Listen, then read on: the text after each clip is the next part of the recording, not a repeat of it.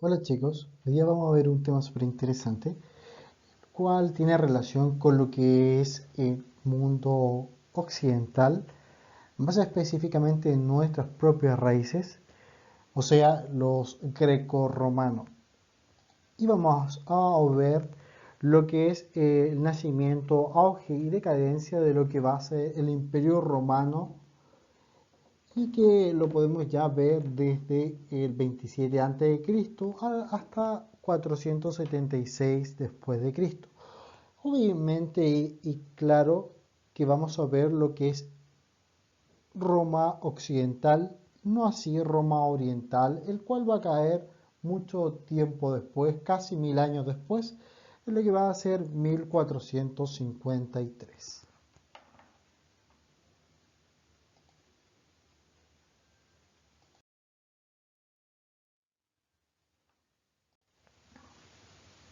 Con ello vamos a ver lo que es el objetivo de clase, el cual va a ser explicar que la civilización europea se va a conformar a partir de la fragmentación de la unidad imperial de Occidente y la influencia de las tradiciones grecorromanas, judío-cristianas y germanas, e identificar a la Iglesia Católica como el elemento que articula esta síntesis y que legitimó el poder político occidental.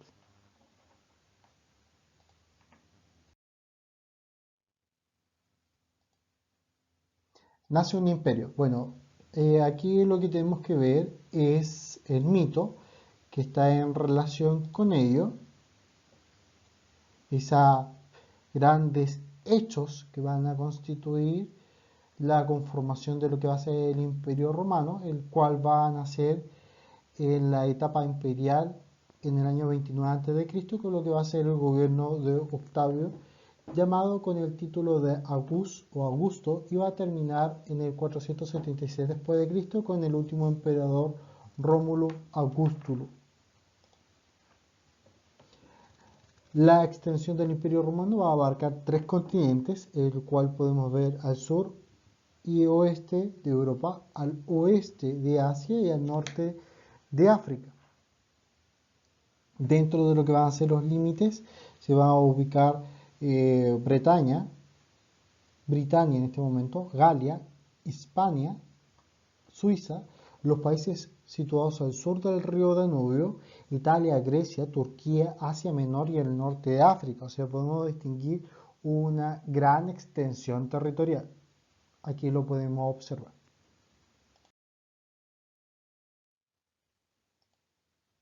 El Imperio Romano de Augusto, bueno, eh,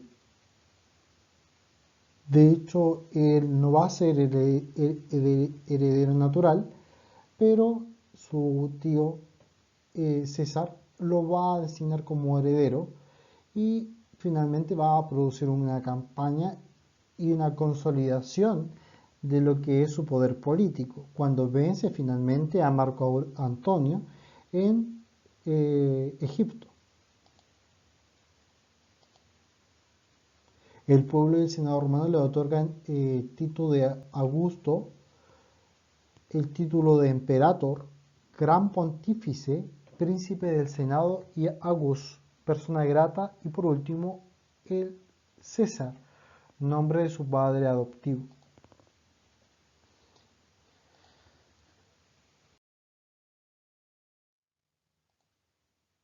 La Pax Romana o la Paz de Augusto va a ser un vocablo latino que va a formar parte del diccionario elaborado por lo que va a ser la Real Academia Española.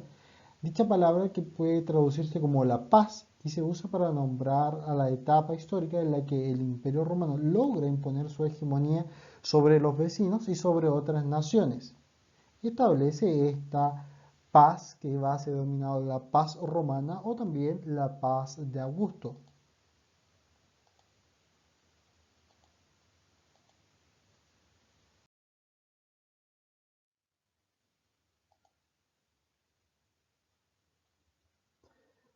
Nuestra política es romanizar a los bárbaros. O sea, uno de los elementos que genera éxito por parte de los romanos era generar esta romanización o también un un bricolaje cultural o también denominado más técnicamente una hibridación cultural donde genera una transformación a nivel cultural, mezcla los elementos de las culturas que están siendo dominadas y genera un elemento de éxito extraordinario, el cual que después de la caída de Roma, todos odiaban a Roma, pero después añoraban a Roma. Uno de los elementos, por ejemplo, que podemos observar va a ser la vida de las ciudades, los cuales después de la caída de Roma no se va a lograr, por lo menos en Occidente.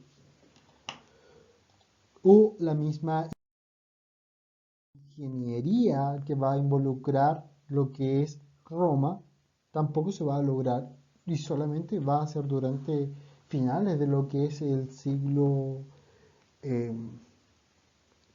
XIV, comienzo del siglo XIV, finales del siglo XIV, donde más o menos se va a ir logrando con lo que después vamos a denominar el humanismo o el renacimiento de la cultura clásica. El Imperio Romano y sus reformas políticas. Bueno, vemos al emperador, que es la máxima autoridad política y religiosa y militar en el Imperio Romano. El Senado, que acataba todas las órdenes del emperador y va a dejar de tener protagonismo, no así como había sido durante el periodo de la República. Y las prefecturas, que eran las instituciones encargadas de velar por el bienestar de la población. La arquitectura romana, bueno, ahí podemos ir observando las diferentes arquitecturas, qué cosa maravillosa que tenían los romanos, y el lugar que conquistaban era el lugar que ellos los civilizaban, entre comillas, y le ponían el toque greco-romano.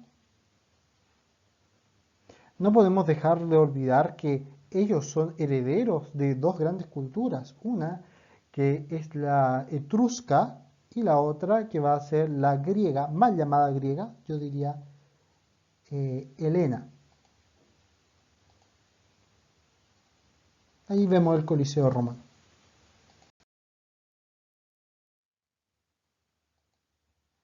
El Imperio Romano hasta lo que va a ser el siglo II, dos primeros siglos del Imperio Romano posterior al nacimiento de Cristo y el emperador Octavio gozarán de mucha estabilidad, de un crecimiento y de una calma y finalmente de una prosperidad.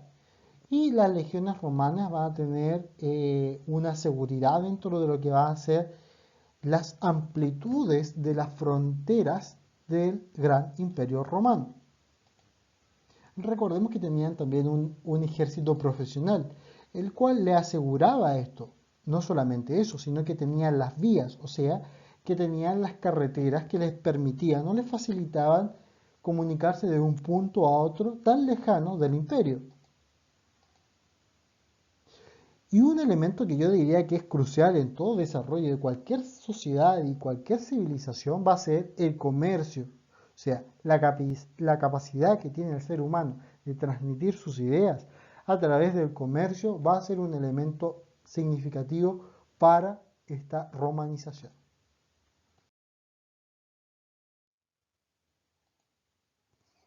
Los orígenes del cristianismo, bueno, nosotros lo sabemos, que va a ser durante lo que es el siglo I, en un pequeño territorio llamado Judea, que era parte de este imperio romano, y finalmente va a transmitir este evangelio y esta visión o este concepto de cristianismo, o sea, los seguidores de Cristo. Y poco a poco, en un inicio, van a ser perseguidos, pero poco a poco podríamos decir que la visión y el evangelio y la misma vida cristiana se va a ir impregnando en el imperio y poco a poco el imperio va a ir dejando las prácticas politeístas y va a abrazar al judaísmo.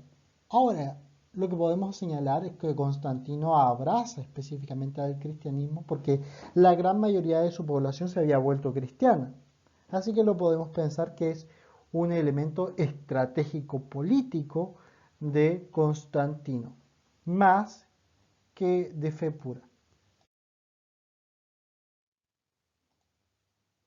La persecución del culto cristiano.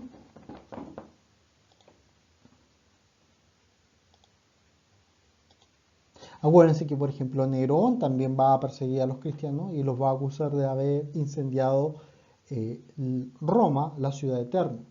Y bueno, ahí podemos ver ese símbolo del pez que va a representar a los primeros cristianos. Y podemos observar que están siendo llevados al Coliseo.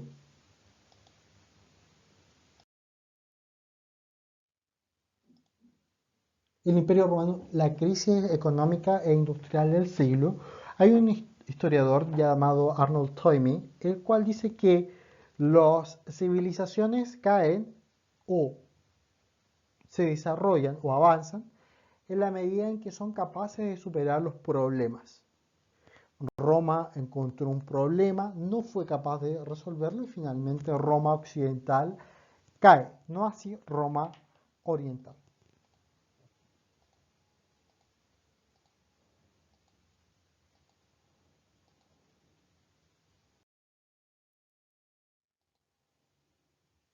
Las reformas de Diocleciano, superación momentánea de la crisis del siglo III.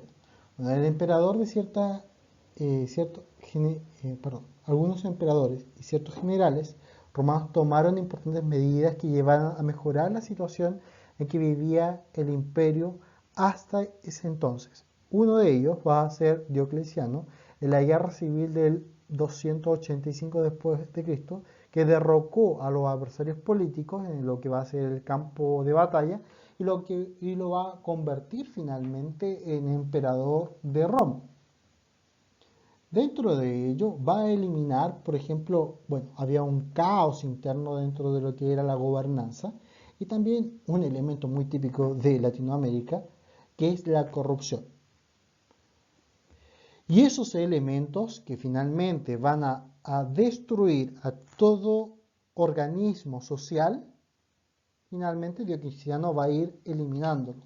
Ahora, no sé qué tanto éxito pudo tener. Uno de otros elementos era que el imperio era tan extenso que era muy difícil gobernarlo. Así que va a generar algo llamado tetrarquía, que impuso el título de Augusto a dos gobernantes que dominaban cada una de las mitades del imperio. Y por un lado, Diocleciano asume la mitad oriental entregando a su amigo Maximiano la mitad occidental. Pero además se estableció un viceemperador llamado César que se preocupó de la defensa de las fronteras imperiales. O sea, hizo una descentralización del poder.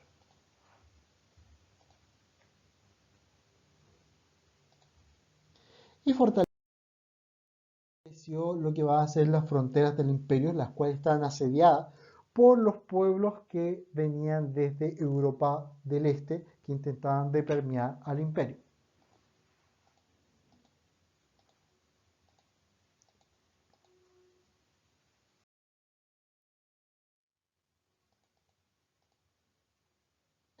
Esta imagen es muy simbólica, ya que muestra el rostro del emperador Constantino, de fondo la escritura del Edicto de Milán y al centro el Lábaro, estandarte militar de Constantino tras su conversión al cristianismo.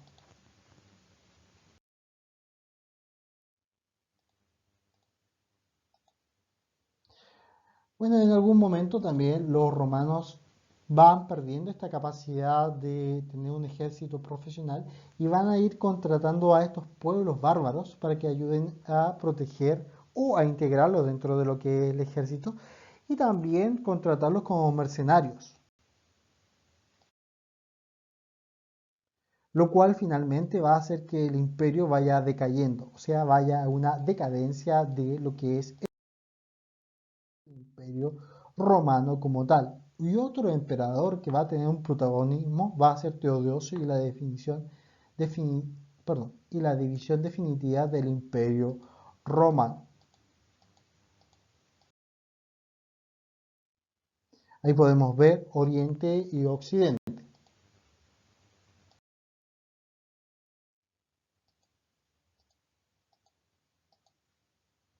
Bueno, el emperador dividió a sus dos hijos, Honorario y Arcadio, el imperio.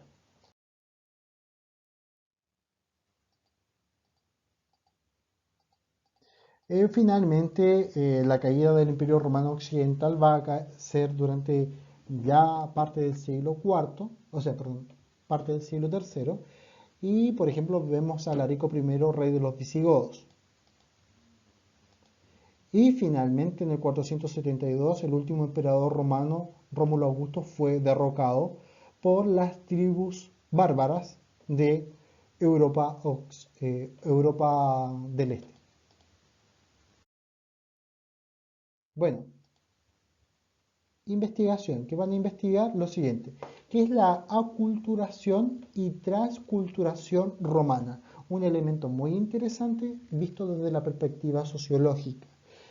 Los invito a que lo investiguen y les va a generar un mejor entendimiento de lo que es esta mezcla cultural, esta hibridación cultural, lo cual es muy interesante. Bueno, en fin, que se cuiden, nos vemos próximamente.